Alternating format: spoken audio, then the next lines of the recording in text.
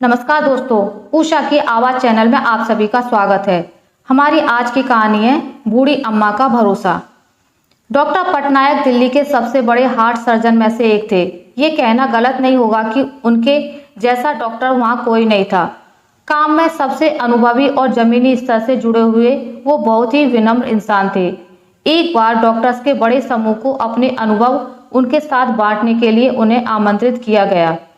Doctor Patnaik 2 वर्षों से America में अपनी सेवाएं दे रहे थे और जब पता चला कि उन्हें दिल्ली जाकर डॉक्टर्स के एक बड़े ग्रुप को संबोधित करना है और इस ग्रुप को बताना है कि वो गांव-गांव तक अपनी सेवाएं कैसे पहुंचा सकते हैं, गांव के लोगों को हॉस्पिटल से कैसे जोड़ सकते हैं और गांव में हॉस्पिटल का निर्माण कर मुफ्त में अपनी सेवाएं जन जन तक कैसे पहुंचा सकते हैं।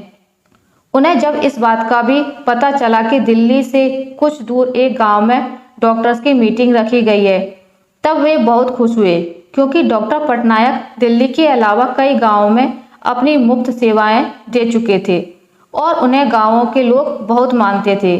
उन्होंने अपनी फ्लाइट टिकट बुक की, अपना सामान पैक किया और अगले ही दिन दिल्ली के लिए रवाना हो गए। देर शाम को उनकी फ्लाइट लैंड हुई। मौसम ने अपना रुख बदला हुआ था। आसमान से 1-2 बूंद टपकता पानी कब छोटे छोटे ओले में बदल गया पता ही नहीं चला। मौसम बहुत ज़्यादा खराब था। दिल्ली से एक जूनियर डॉक्टर शर्मा और उनका ड्राइवर मोहन उन्हें लेने के लिए एयरपोर्ट पर उपस्थित थे।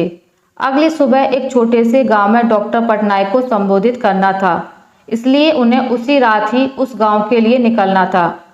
कुछ देर इंतजार करने के बाद भी मौसम की स्थिति वैसी ही थी।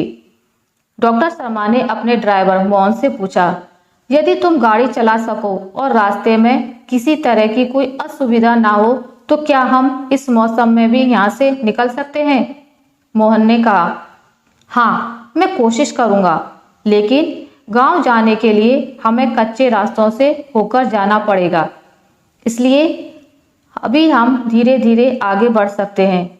मोहन ने गाड़ी निकाली और तीनों गांव की तरफ आगे बढ़ने लगे। रास्ता और मौसम दोनों बहुत खराब था, इसलिए वे धीरे धीरे आगे बढ़ रहे थे। कुछ दूरी तय करने के बाद जब वे एक गांव से गुजर रहे थे, तब मोहन को महसूस हुआ कि उनकी गाड़ी का एक टायर पंचर हो गया है। उसने गाड़ी रोकी और नीचे उतरकर बारिश में भीगते हुए उसने टायर को चेक किया। टायर पंचर था।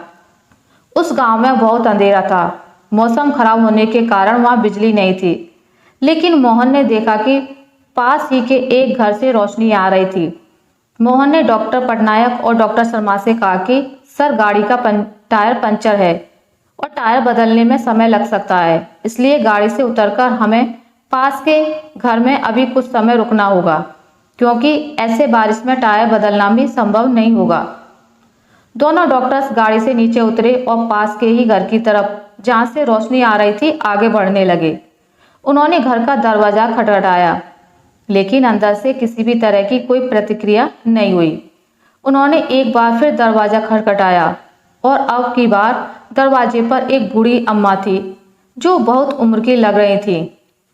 माँ जी, हम शहर से आ रहे हैं। मौसम बहुत खराब है और यहाँ हमारी गाड़ी भी खराब हो गई है। यदि कुछ समय तक आप हमें यहाँ रुकने दें तो आपकी बड़ी मेहरबानी होगी, डॉक्टर शर्मा ने बूढ़ी अम्मा से कहा। क्यों नहीं, आप सब अंदर आइए, मैं आपके लिए चाय बनाती हूँ, बूढ़ी अम्मा ने जवाब देते हुए कहा। ये बिस्तर पर यह छोटा बच्चा क्यों करा रहा है? इससे क्या हुआ? डॉक्टर पटनायक ने बच्चे की कराह सुनी और बूढ़ी अम्मा से पूछा। अब क्या बताएं साहब, गांव में हॉस्पिटल की सेवाएं नहीं है। हर छोटी बड़ी बीमारी के लिए शहर जाना पड़ता है। यह मेरा इकलौता पोता है। शुरुआत में इसे खांसी थी, लेकिन धीरे धीरे इसकी छाती में दर्द होने लगा और जब मैंने इसके इलाज की प्रक्रिया पता की तो मुझे पता चला कि मेरा पोता एक बहुत बड़ी बीमारी से जूझ रहा है। इसके हार्ट में बड़ी समस्या है। कुछ डॉक्टर्स ने बताया कि दिल्ली के एक मशहूर डॉक्टर हैं जो आजकल अमेरिका में रहते हैं और कभी कभी ही दिल्ली आते हैं। वही इसका इलाज कर सकते हैं। इलाज में भी बहुत खर्च है। मेरे पास इतने पैसे नहीं कि मैं अपने पोते का इलाज करा सकूं। गरीबी और हॉस्पिटल ना होने के चलते ही मैं अपने बेटे और बहू को भी नहीं बचा सकी। वो भी बीमारी से लड़ते हुए ही चल बसे। मेरे पोते के साथ ऐसा ना हो और वो जल्दी स्वस्थ हो जाए, इसलिए मैं रोज हर समय भगवान के सामने दिए जलाए रखती हूँ ताकि भगवान मेरे इस चिराग को बुझने ना दे। मैं हर रोज भगवान से प्रार्थना करती हूँ कि जब भी डॉक्टर पटनायक दिल्ली आए तो मुझे किसी के माध्यम से पता चल सके और मैं उनसे मेरे पोते की जान बचाने की भीख मांग सकूं। अब सब मैंने भगवान पर छोड़ दिया है साहब। ऐसा कहकर बूढ़ी अम्मा रोने लगी। ये सब बातें जब डॉक्टर शर्मा और ड्राइवर मोहन ने सुनी तो उनके चेहरे पर एक अलग ही चमक दिख रही थी। डॉक्टर शर्मा बूढ़ी अम्मा के पास गए और उन्होंने उनका हाथ पकड़ते हुए कहा, माँ जी, आप जिन डॉक्टर पटनायक की बात कर रही हैं वो आपके सामने ही खड़े हैं। डॉक्टर पटनायक ने बूढ़ी अम्मा से उनके गांव वाले कार्यक्रम के बारे में पूरी बात बताई और यह भी विश्वास दिलाया कि उनके पोते का वो मुफ्त में इलाज करेंगे और गांव-गांव तक चिकित्सा की सेवाएं पहुंचाएंगे।